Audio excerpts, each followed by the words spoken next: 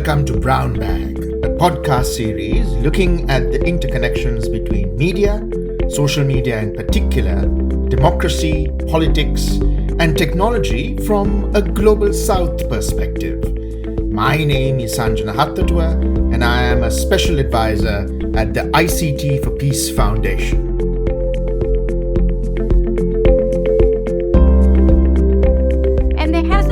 This corresponding discussion of outside of circles like ours and social and civil activists, the rights group, about what the responsibility really means beyond just making money for the shareholders.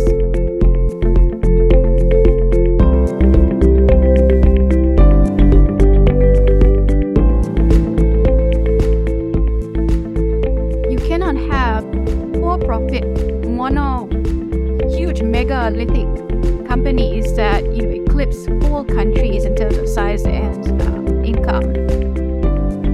Be reliant on this profit-making model and yet have trust and safety teams that at best try to mitigate the harms, very real harms that sometimes result in deaths in countries, as sufficient. These companies rely on scandals and anything inflammatory to get their ads in, and the more views you get, the more you're going to attract ads.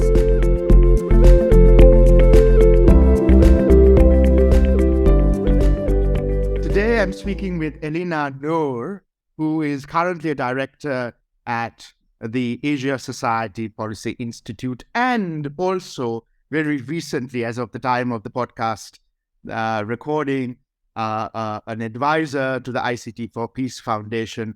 Elina, thank you for joining us on this podcast. Thank you for having me. Listen, I don't know where to begin because your scope of work and experience is crossing many geographies and many disciplines.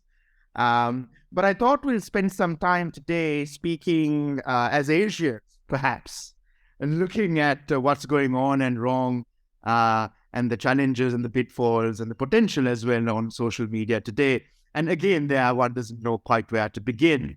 But listen, going back to your experience, you have worked on governance and tech and CVE, countering violent extremism and online, terrorism and violent extremism content online. And I suppose also to give the listeners a sense of where you're coming from, from the time you began work, Elina, to 2022, what to your mind has changed the most significantly in that scope of work? So, for example, some would say the Christchurch call at GIFCT and the Christchurch mass terrorist attacks leading to the Christchurch call and the GIFCT and that whole family of work. But to your mind, what's changed the most dramatically in your life experience? Well, first of all, I think it's a good place to start with being Asian. Second of all, I'm going to try to answer your question without dating myself, because when I started working on PCVE issues, online wasn't such a huge component of it. And I remember going way, way back to the age of the dinosaurs when online content was just making an appearance and people were concerned about how this would affect extremist activity and terrorist violence. And I think for me, going back to a span of, a few decades, let's just leave it at that, has been really the speed and magnitude of how much online content has changed the discourse around violent extremism. And that's including the discourse amongst extremists themselves, but also how people like us and in law enforcement and obviously with big tech are trying to grapple with it. Because I think it's just escalated beyond anyone's expectations and control, really. But at the same time, I want to say that not all of it has fully surprised me, unfortunately, because whatever we've seen that has been happening online has really, and you know this very well, Sanjana, from your own work, that none of it is really new and has just been there dormant in a way in the offline space and has just been brought to life with the online world. No, 100%, 100%. And the reason I ask that is that, and I don't know whether you share, and it's not a leading question, so feel free to contest me. But part of the frustration of working for well over a decade in this domain through grounded research is that so much of the discourse is not of us and by us, but is about us. And that's been fairly frustrating. And that is also then rare, as flawed as it may be, because not unlike Hollywood movies, all the aliens crash in New York or LA. All of the disasters, everything that happens to threaten the world, the end of the world and the savior of the world comes from either coast of the United States. And that to me sounds like very much the academic discourse and the platform governance and oversight as it stands today as well. So, I mean, has that been your experience as well? Because for me, frankly, it's been quite frustrating. Yeah, and I have no grounds to contest what you just said because a lot of it is at least presented as things having happened to us in the global majority world, but precipitated by something that's beyond our borders. Yeah. Right. And it so happens that we in the global majority are essentially the biggest markets for many of these tech companies that are in Silicon Valley or in Shenzhen or wherever outside of places like South Asia and Southeast Asia. That's slowly changing, but not enough. And a lot of the discourse, as you rightly said, has been really located in and around and about what takes place in the United States, what takes place in Europe. And you see this actually modeled by governments in Southeast Asia, the region I know best, itself, because you have the GDPR, for example, as a template for many of the data protection laws in and around Southeast Asia. Now, whether or not they apply perfectly is obviously something to be argued about. And I think you and I would both say, no, but it hasn't been applied perfectly at all. But that's the model that we have, and it's convenient to just adopt and adapt without taking into account local contexts. And I know this is something you feel very strongly about because we've talked about this, and you emphasize like how much the local context is actually not being taken into account with the rules that are being set in these places in the US and Europe. And may I ask, how have you been addressing that? Because it's one thing to talk about it and I'll say it out loud. It's one thing to talk about it and be angry about it. But I think that, we both are quite privileged insofar as we have a voice, for better or for worse. And it'll be interesting to hear from you how you have been working to address those gaps and that asymmetry. To be honest, it's very difficult and frustrating for me because there's not a lot of data that is coming out of these places in the majority world. Yeah. But two, there's not enough analysis that's also coming out as a result of this lack of information and data beyond, how many users are on Facebook or Instagram or Twitter. And you don't see much of that analysis, I think partly because there is just no visibility of what's going on. And two, I think it also sometimes boils down to language. There's a hierarchy of presenting this knowledge and, whatever I've said actually might not be true. There might be plenty of data on the ground in places in Latin America, in South Asia, but maybe they're produced in local languages that don't have the reach of English language articles and publications. And so those of us from the majority were also blind because for me, at least, I read and write in English. And so maybe I'm blind to a lot of these journal articles or scholarly work that's being produced on actually what's happening on the ground. So I think to sum it up, my feelings are just frustration and exasperation, really. No, I hear you. I hear you. Listen, I mean, we could talk about this till kingdom come, I think, but I want to kind of grapple with some of the issues and pick your brains about what's going on as we speak. I don't know. I was going to call it off the cuff the elephant in the room, but it seems to be more like, the bull in the China shop in terms of what Twitter has become under Elon Musk.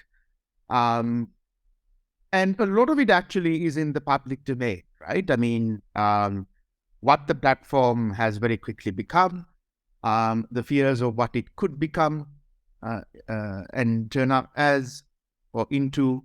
I think these are all in the public domain. So I don't want to kind of pick your brains on that. But I would imagine, and I can, of course, only extrapolate from my work in South Asia, that Twitter is not an unimportant platform in Southeast Asia with a very, very large user base. And as is the case globally, that packs a punch above its weight. Now, is that right, Elina? Yeah, absolutely. I mean, I think if you take a look at the figures, it doesn't really matter which source you look at. There seems to be a consensus that markets and countries like Indonesia and the Philippines, partly because of their sheer size of the population, are some of the largest user bases for a platform like Twitter, not to mention a country like Myanmar, where basically the internet is Facebook. And part of that, by the way, was deliberately orchestrated and designed by Meta, right? Because free internet, hey, through Facebook. And that's become the sole source of knowledge and news. 100%. The tier zero stuff is really quite disturbing. I've come back to Sri Lanka as I record this after 3 years, and I've seen the front page ads on newspapers that give free data for TikTok, free data for YouTube, free data for Facebook, right? So they're tier zero services. And I was just thinking to myself, and it's the first time that I articulated it, I wonder what responsibility telcos have through those packages for the spread of hate and harm in collusion with and in conjunction with, of course, what the platforms aren't doing. And, that's a broader discussion as well. And you see that, of course, in your part of the world and Myanmar in particular. And that's an important point. I think that a lot of telcos haven't been discussing in public, at least, right? Because essentially what it boils down to is both telcos and tech platform companies are essentially profit-driven commercial enterprises. And there hasn't been this corresponding discussion outside of circles like ours and social and civil activists, the rights group, about what the responsibility really means beyond just making money for the shareholders. Yeah. And actually, again, parenthetical diversion from the parenthesis that we were already on. One of the largest telcos in Sri Lanka is actually Malaysia Noor, right? It's a subsidiary of a Malaysian company. I won't name it, but it's historically had, we've had issues with the company's approach to privacy, to data rights, to basic fundamental rights of users, to basically a revolving door between the Ministry of Defense and, a call that is made to surveil users, a whole spectrum of issues, right? I mean, and that's the problem with authoritarian and autocratic states, with social media and these telcos. Right. And part of it, I think, is there's this facade of guardrails, right? So as long as you have, for example, data protection legislation in place and companies abide by these local laws, then they're all right. Yeah. But I think we have to go deeper, few steps prior to, what contributed to this legislation drafting about what it all really means in the local context. Yeah. No, 100%. And of course, in countries like Sri Lanka, you have the military political complex and, revolving doors to everybody's apartments and bedrooms and offices. And, it's all very, very murky. But I want to get back to Twitter and Musk and, again, it's not to kind of regurgitate what's already out in the public domain and in the media, but in your opinion, what to your mind is the risk to users in, I would say, but you could answer the question in your part of the world as a consequence of Musk's acquisition of the platform, and what is very evident the platform is becoming and already is. Yeah, I mean, I think there's this duality of a dilemma, right? So Twitter pre-Musk was essentially a relatively safe space for civil activists, civil rights activists, and grassroots activists to basically counter authoritarian narratives that were out there. And but at the same time, there was a real threat, I think, And this can be contested, of course, but certainly this is a narrative from some governments, but also I think legitimate in countries like mine, for example, with a history of interethnic violence, perhaps not as prevalent, unfortunately, as in Sri Lanka, for example. But there was a real sense that too much free speech per the American context could actually really rip the social fabric of a young, fledgling post-colonial nation. And I think there was acquiescence in a way by many in and around Southeast Asia because of this fear that, having too much freedom of expression on a platform like Twitter that was almost unregulated pre-Musk could contribute to that. But of course, the paradox now is that under Musk's leadership, under his championing of free speech, ironically, that actually might exacerbate some of these concerns because, for example, his reinstatement of Trump's account has actually been hailed by a lot of, and you know this, and we all know this, no need to regurgitate what's in the press, can embolden, a lot of the things that we're all concerned about that might incite hate and violence in multi-ethnic societies. And so on the one hand, yay, free speech, but on the other hand, let's think about free speech again. No, I mean, it's complicated, right? I mean, also, I would also say that in our part of the world, we do have equivalents of Musks, we do have equivalents of Fox, we do have equivalents of Alex Jones, but they are more diverse and dispersed.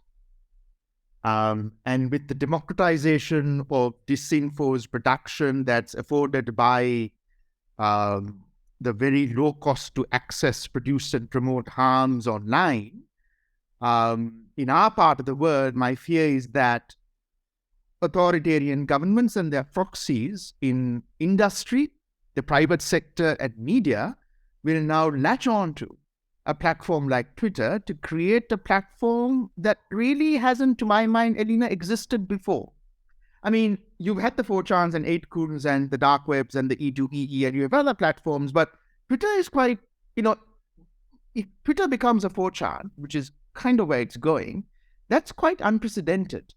And so it's not just, the people that we talk about, like the Trumps of the world, but it's just becomes a toxic tapestry of people, particularly against you, for example, of misogynists or really horrible people taking over the platform. And that's kind of my worry too. Yeah, but I mean, I think just to maybe push back a little, right? Obviously, social media magnifies and amplifies all of this.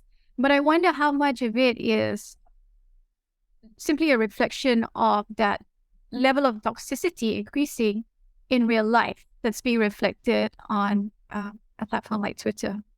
I would say it's a symbiosis. I mean, I think academic research points out to the fact that it exists in a synergistic manner, and that with Trump, for example, there's academic research that suggests that, and I'm not making this up, that when he tweeted racially laden tweets when he was out golfing, the offline harms against the Muslims in America increased. And so his Twitter account was directly linked to offline harms. And of course, consequently, the offline harms lead to a permissive environment on social media where you celebrate it, right? I mean, you wrote about it, you openly espouse it. There's little to no pushback around it. And then it becomes a toxic culture that then goes down a vicious cycle. And I'm certainly, going out of our respective domains and geographic areas and homes, this is what I'm studying in New Zealand. And it's really something else where, we think that it's because of our markets that social media companies don't give a hoot. But it doesn't seem to be the case. They give a hoot about any market. Right. And I think the other piece of this is because of the conflicts that platforms like Twitter have been proxy to inflaming. Yeah. a lot of the diaspora that have left many of these countries, quite perversely, in fact, actually rely on a platform like Twitter to remain in touch with what's going on in the countries that they left. Yeah. And so you have diaspora refugee communities who are already vulnerable, still reliant on a platform like Twitter, because that's the only way that they can connect to their homeland or to their fellow citizens to organize or simply to keep up with what's new. So here's the other side to that as well, Elina. The global growth of Hindutva is the flip side of that, right? Where they actively target members of the diaspora community, including academics, who articulate a position, a principled academic research-grounded position against the growth of right-wing extremism that is linked to Modi and his government and the BJP today. And if you have a hint of something, just a hint that you have this global pushback, and it's really quite something. And it's not fun. It's actually quite worrying and dangerous and violent. Right. But also, I think that speaks to India's sheer size, just in terms of population, but also its population on spaces like Twitter and Facebook and elsewhere, right?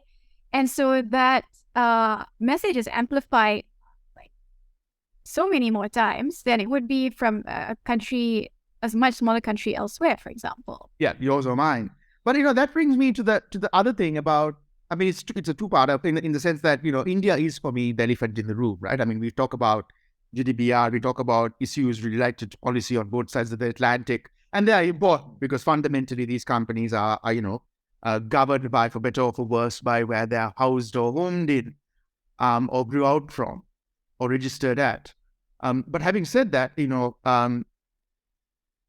with regards to the specificity of India, or with regards to the global majority in general, I think that it's a given now that SM platforms are flailing and failing. I mean, in 2022, right? I mean, in the year of our Lord, in 2022, they are still struggling to understand us.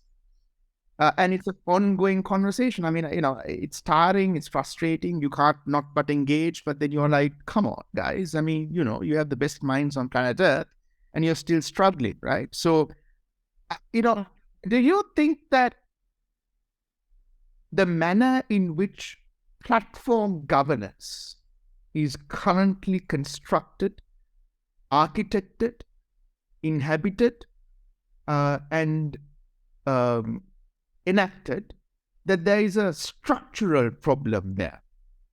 That we can talk about stopgap measures and plasters and, trying to do this, that, and the other thing to kind of stop the worst from occurring. But is there something like structural racism that is at the core of the beast that needs to shift and change in your mind if we are going to grasp the nettle of the unbridled growth of hate, hurt, and harms in our part of the world on these platforms, reflecting, of course, as you said correctly, what lies offline, but also contributing to it significantly? Yeah, I think there are two dimensions to that structural challenge. And the first is, I think, pretty obvious, that you cannot have for-profit, huge megalithic companies that, eclipse whole countries in terms of size and income, be reliant on this profit-making model, and yet have trust and safety teams that at best try to mitigate the harms, very real harms that sometimes result in deaths in countries, as sufficient. These companies rely on scandals and anything inflammatory to get their ads in. And the more views you get, the more you're going to attract ads. And so I think they're basically at odds, this aim of having this profit-making machine on the one hand, but having, trust and safety teams with the best people, best intentioned people on the team trying to make a dent in the damage that's being done because of this profit-driven machine. And then I think the other dimension of the structural challenge is, if I heard you right, you talked about structural racism. And I think there's certainly a bit of that. If we're honest with ourselves, because these issues don't become an issue and a problem until it happens in a place like the United States or in Europe. A lot of these issues, you and I have seen on the ground in our respective countries. And suddenly, they only become an issue when violence is threatened against populations in the United States, because in the January 6th riot in Washington, D.C., for example, or when President Trump gets elected with all his dog whistling and hate spewing speeches in 2016 when he's elected. So why is this only suddenly a problem when it affects a country like the United States or somewhere else in Europe, and not when it affects brown and black countries elsewhere in the world? Or brown and black communities in those countries. Exactly. Yes, absolutely. Absolutely. Yeah. As they would say, I think that, they've had a handle on some of these issues for years and years prior. And they would argue, I suppose, to speak to your earlier point, actually before social media as well. Yes. Well, yes. Generations before social media. Yeah. So, I want to complicate the matter a bit more, because I'm speaking to a significant intellect, and then ask you, in your experience, how do I frame this? If it is the case that we need fundamentally different structures of governance on the lines that you articulated, do you believe that the platforms as they stand today, and I'm not for the moment talking about the Fediverse and Mastodon, right? I'm talking about the Silicon Valley platforms, the FANG platforms, if you will. No matter what you do with around trust and safety, you're talking, Facebook, I don't know, it's 3 billion plus users, right? I don't know what there it is right now. And the growth may be slowing, but can you have a global TNS policy that is a blanket policy for 3 billion plus people is one question. And then I suppose the second question, somewhat connected, is if it is the case, Elina, that these platforms can't govern themselves and that regulation is essential, what do you then say to a Modi government that wants to regulate? What do you say to a Bongbong Marcos that wants to regulate? What do you say to a Rajapaksa in Sri Lanka or a Wickremesinghe government that wants to regulate? How do you answer that? Yeah. Thanks for throwing those bombshell questions. I'm going to try to pretend to sound intelligent in answering them. I think one, on the trust and safety issue, look, I'll give credit where it's due, right? And the fact that there are trust and safety teams on these big tech platforms actually says something. It might just be superficial, but I'm sure you and I both know people on these trust and safety teams who are really earnestly doing their best to mitigate the harms. Well, just to interject, all the people I know at Twitter are gone. So. Yeah, so that's part of the problem, right? Yes. Because, we know Elon Musk's philosophy. Go hard, right? Just go hard, go fast, and break things. And you can't, again, going back to my original point, you can't have this profit-driven machinery dictate how your company is going to run, and then have these, oh, by the way, here's a trust and safety team. And, we're located in all these different regions, so we have a handle on what's going on the ground. And then gut them out when you decide that it's not working to make enough money for you. So I don't know, it sounds like on the trust and safety issue, there needs to be, it's not enough to have an oversight board, it's not enough to have in-house trust and safety teams, because the overriding motivation for these companies is to make as much money as they can. Yeah. As perhaps we need a completely different model to govern this, which gets to your question about regulation. I think a lot of companies will say, oh, we appreciate regulation because at least it provides us with predictability about how to operate our business in a certain markets. And I'm actually quite sympathetic to a certain degree of regulation. I do think it provides an opportunity for civil society in those countries to push back when they can against, whatever regulations are being done by governments that they elected or did not elect, as the case may be. Yeah. And so at least there's a check and balance in that sense, even if it doesn't always work out in the favor of, these activists that are trying to act against authoritarian governments. So I think there's a plus point to regulation in terms of accountability.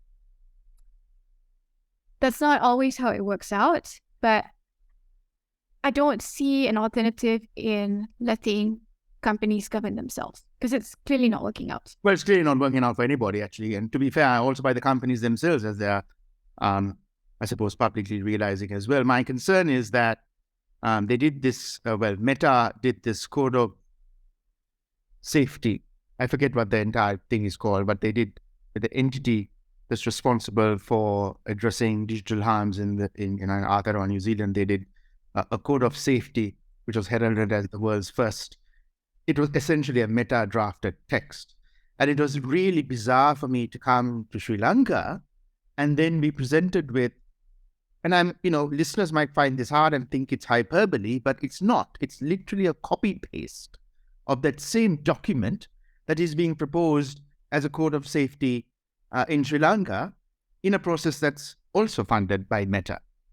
So it seems to be the case that Meta is going around the world, and for whatever reason, and I can think of a few, is putting these codes of safety up, undermining civil society work in this area around regulatory oversight, and then saying that that's sufficient in order for the respective countries and geographies to avoid more stringent regulatory oversight of the company. So that's something that's happening right now as we speak, Elina. Yeah, I can completely believe that because I'm sure it's happened at other places before. I've heard similar anecdotes in different parts of the world too.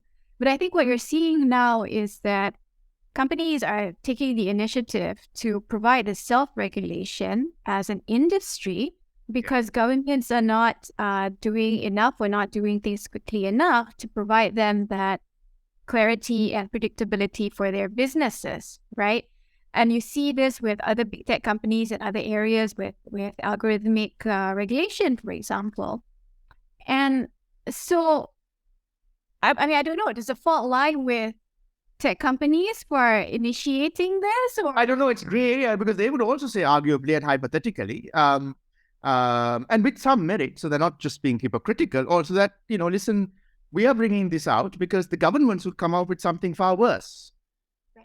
So it's not because we love you, but because in a sense that, at least we'll have this as the bulwark against something that might be more censorious and far more detrimental in the guise of holding us accountable that actually surveils citizenry much more. So, these are the challenges of our time. And they will say they've done their stakeholder consultations, right? Because of the trust and safety teams, and I focus. And my response to that I would have to edit it out of the podcast, right? You know what I'm saying? Yeah. That would be my honest response. But I think those of us who have been involved in it, you and I and so many others, would, just have a bit of a more cynicism around that kind of engagement. I did want to kind of end by going back to something that you just passingly mentioned about the algorithmic, harms, and you are part of the Christchurch Core Advisory Network. And mid-year, I can't remember exactly when, but a couple of months ago, before the acquisition was completed by Musk, PM Ardern of New Zealand, announced this wonderful research project looking at the degree to which, or hoping to look at the degree to which algorithms contributed to the amplification of harms with a view to stymie, if not stopping, that. And Twitter was one. They were going to work with Microsoft and with a third-party partner, OpenMind, I think it was.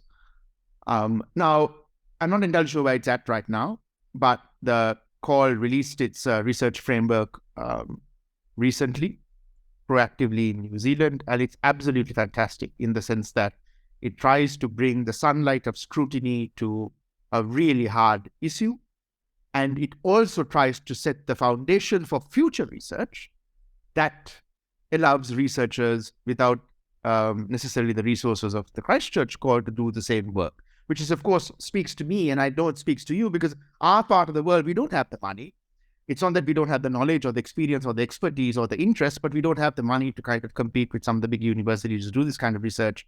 So it mattered a lot that they were kind of opening up that as a new foundation for this kind of work moving ahead. But all of that said, I don't want to get into the post-Musk Twitter space again, but how much do you think it is important that we have a handle on what the hell is going on in the black box world, or in the black boxes of these respective companies, which they assure us right now through their transparency reporting every quarter or so is doing great work to stop all the hate and harm, and it's always a fraction of a percentage, we are told, and so on and so forth. But what do you think is really the state of play, Elina? And again, going back to where we started with our languages, right? I mean, that's really important with Malaysian, with all the dialects, with Tamil, with Sinhalese, and with Burmese, which is only spoken in Myanmar and Sri Lanka. So those dimensions I don't think are always in the equation. So, if you can make any sense of the broad question that I posed, I suppose to distill it would be, what do you think about grasping the nettle of algo harms, and from an Asian perspective? I mean, I think it's absolutely fundamentally important. What is the state of play?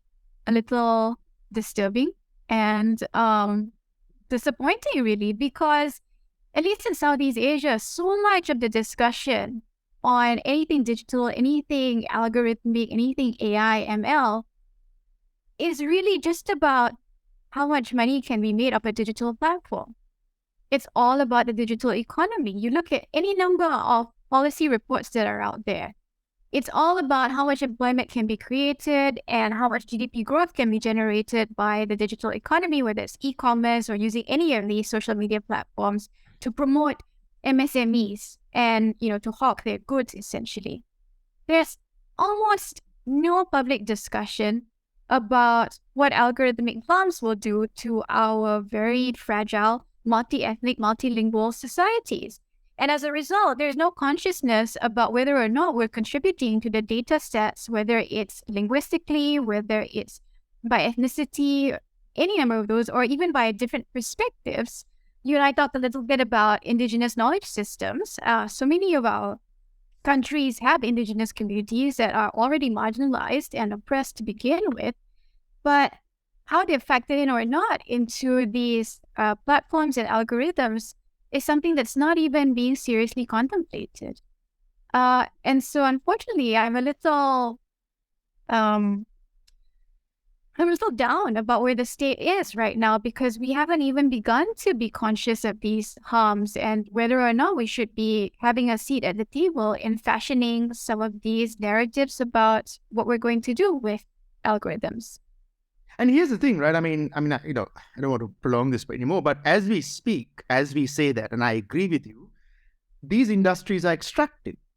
They're rapacious, right? They are taking our knowledge. They are taking indigenous knowledge. They're taking our kopora linguistically. They are helping police brutality, through everything that the police and the intelligence, organizations and apparatus are using in our part of the world. So I would agree with you insofar as that we need a seat at the table, but I just wonder how much of harm it will take before we do, because that's not stopping. Yeah. And I think that is what has got me despondent, because I think until the social fabric of our community is completely destroyed, but we began to realize, wait a second, we needed to have had this discussion 50 years ago. Hey, listen, I want to ask the final question, not to end up with despondency. Right. For what it's worth, I think we have enough of that in the world.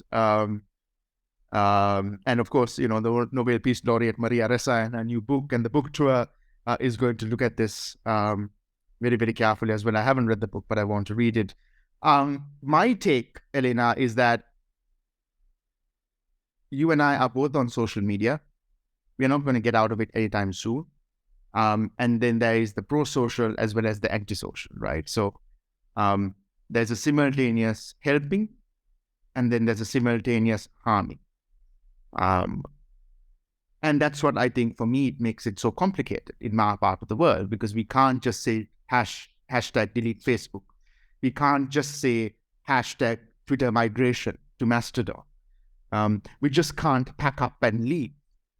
I made the point a fortnight ago, looking at hashtags on Sri Lanka and South Asia on Mastodon, and there is none. So the great Twitter migration is absent. It's a white Mastodon. I don't know when other gradations of melanin are going to come to Mastodon, and I hope soon. But, for me, that's what makes it so interesting and fundamental too. So, for example, 2022's Aragal, the great struggle that we had in Sri Lanka, used social media. It wouldn't have existed, in a sense. It was obviously not the consequence of social media, but it was vastly aided by social media. So, in ending, also in your part of the world, which I find quite fascinating, in the Philippines, in Indonesia, in Malaysia, even in terms of civil society activism in Singapore, what do you think is that liminal nature, inhabiting not the extremes of it, but looking at the potential of social media to help democracy? What gives you hope? And for listeners who can't see Elina right now, she gave a long, long pause and a really sad face as she's struggling to answer that question.